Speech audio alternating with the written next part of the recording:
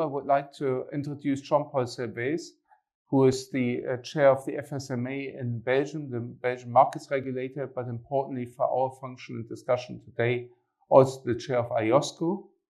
And I know, Jean-Paul, you might say a few words about IOSCO yourself, but you've been a very strong supporter of this initiative ever since we started. Just before I pass over to you, just 2 points I would like to make.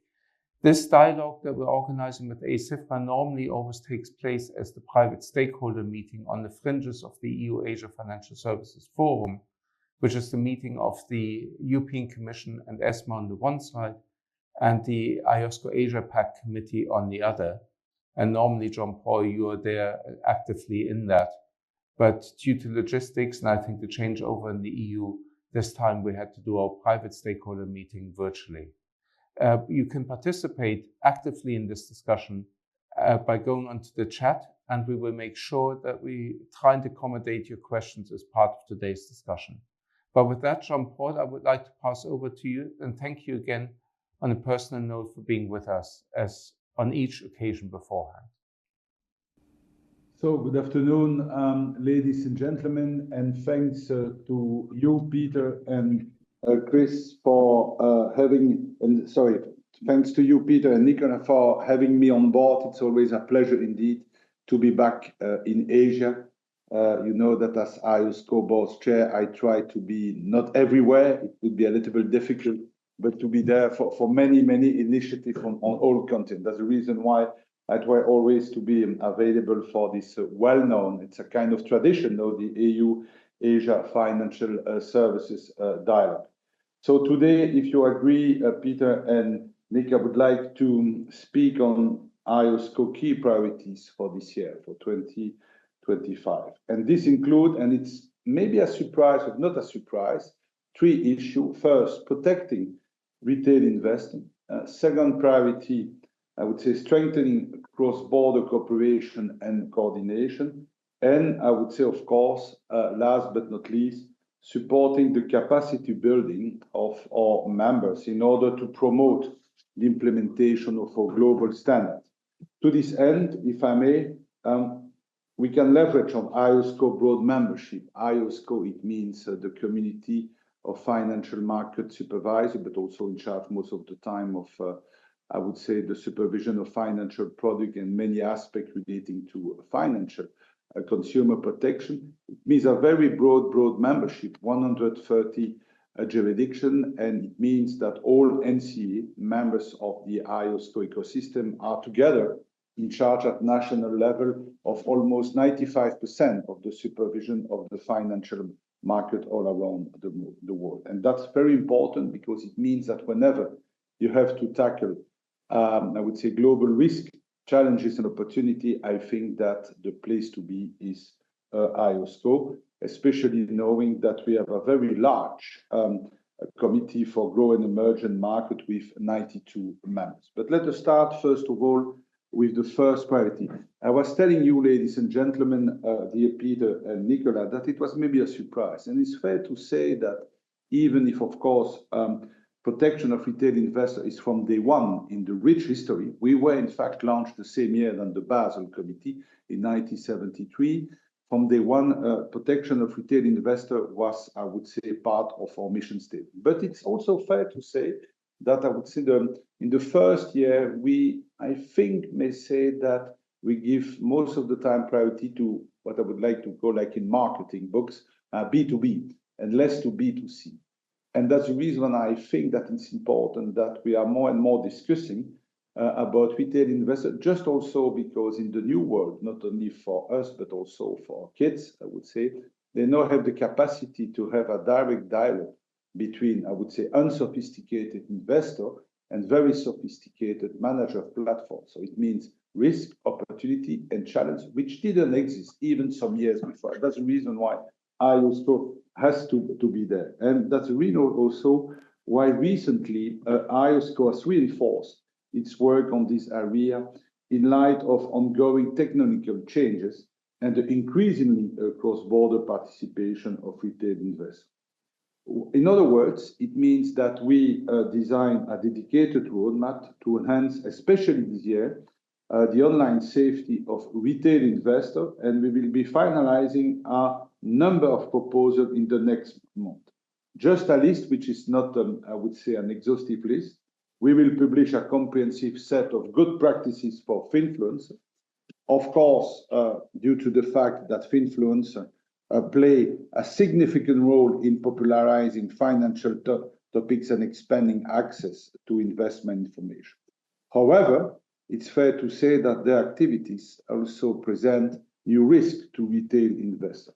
And that's the reason why, and in order to address these emerging challenges, IOSCO proposed a set of recommendations which cover issues such as the disclosure and the management of conflict of interest. We will also address risks relating to digital engagement practices, things like digital marketing and gamification of private life. It's not different from a professional life. We only live most of the time with small screen, I would say. And that's also the case as investors. We have to think about the channel of communication we are using as financial regulators. An IOSCO recommendation may assist investors while allowing them to benefit from user-friendly platforms that can facilitate financial inclusion. And both EU and Asian markets can be informed by these good practices that tackle new vulnerabilities for investors in their market and beyond. Second priority for this year, ladies and gentlemen, and it's also part of the successful and rich history of IOSCO, it's about cross-border cooperation and coordination. Why do I dare say? Just because as a real global standard-setting body, IOSCO has always championed international collaboration and coordination. But it is fair to say that our efforts have reached new heights in recent years. IOSCO now has much stronger interaction than in the past with the FSB, of course, but also with the IMF, the World Bank, and other international bodies such as the OECD. And this joint action is, ladies and gentlemen, crucial, just because joining forces allow us to leverage each other's strengths and expertise. We are not competing at each other. We know that discussing with IOSCO, it means data provider. We know that discussing with SSB gives us the opportunity to have, I would say, a fantastic, leverage and outreach capacity for our message, with the famous letter sent every 6 months by the chair of the FSB to the G20 level. All of that leads to more robust and effective regulatory outcomes that address financial vulnerabilities and risks. In addition, and thanks to the support of the FSB and the G20, the implementation of IOSCO work is strengthened, and it is clear that the issues we face are global. And they require, of course, because they are global, a coordinated and global response. International collaboration between authorities with different mandates is especially vital to successfully addressing financial stability risk from non-bank finance. And NBFI has grown, as you know, to represent almost 50% of the global financial asset. It is the key to financing the real economy, which is the topic, as you know, not only in Europe, but in all continents for the time being. In this respect, we should always keep in mind that NBFI is by definition inherently diverse. So it means by definition that we need to think about more fragmented market. Basel Committee, it's not Madrid Committee. Of course, Basel principle have to be focused about some systemic aspect, I would say, more limited banking segment by definition, or the market we are supervising in Asia, in Europe, are by definition more, I would say, fragmented, or at least there are many more players than in the classical, I would say, banking sector. It means also, ladies and gentlemen, that financial intermediation does not stop at borders, nor does it risk. And risk from NBFI leverage may emerge from other jurisdictions. NBFI leverage may impact market in other jurisdictions. We therefore need to enhance cross-border cooperation and coordination. None of us can address the financial stability of a BFI on their own. We need each other. And to address the NBFI risk, we need to intensify international cooperation and coordination, even in a more challenging geopolitical context. What does it mean? I would say fact-finding approach. It means that over the past few years, IOSCO has been committed to strengthening its partnership with the FSB and to delivering policy proposals that address vulnerabilities from NBFI. We start, I would say, with open defense, and I think that one of the major architects is just speaker after me, correct me, is Christine Schau, was involved, I would say, in the management of a very important work stream.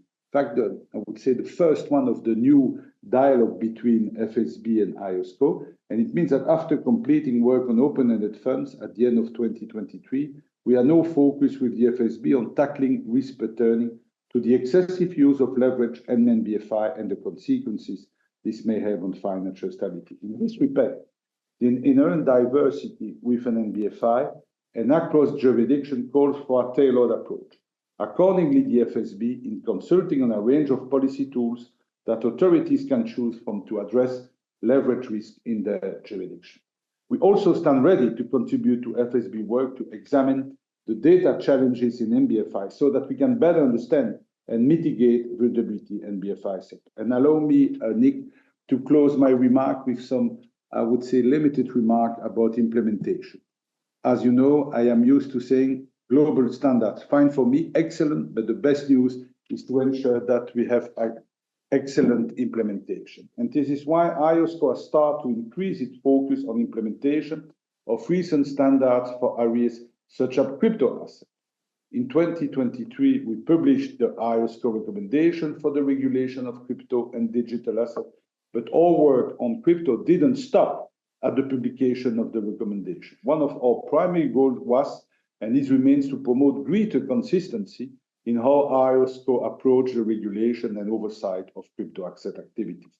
And it is clear from our initial internal stock taken that jurisdictions are at different stages of implementing framework to regulate crypto asset activity. This is normal, I would say, and it means IOSCO has an important role to play to help jurisdiction in this journey and to reduce market fragmentation. Finally, IOSCO will, of course, continue to monitor implementation of the ISSB International Sustainable Standards Board standards and support the capacity building. We are a real global membership organization, the capacity building of interest jurisdictions that are seeking to adopt, apply, or otherwise use two standards. And following IOSCO work on carbon market through capacity building effort, IOSCO will support interested jurisdictions seeking to develop the carbon market, including coordination with the World Bank. With this, ladies and gentlemen, dear Christina, Peter, and Nicolas, with this, ladies and gentlemen, let me thank you for your attention and wish you an insightful event. Jean-Paul, thank you very much for this very interesting overview, and particularly the indication of the shifting focus this year towards retail investments. I find that very, very interesting. And I think also I take away the reassuring signal that the work together with the FSB on NBFI and leveraging, as you said, leads to a choice of tools to be adapted to the respective jurisdictions. And that's only two of the many highlights of the speech. Thanks for being with us. Really appreciate that. And I hope we will keep up that good spirit of cross-border cooperation, which you symbolize and personify by being with us. Thanks, John. For sure.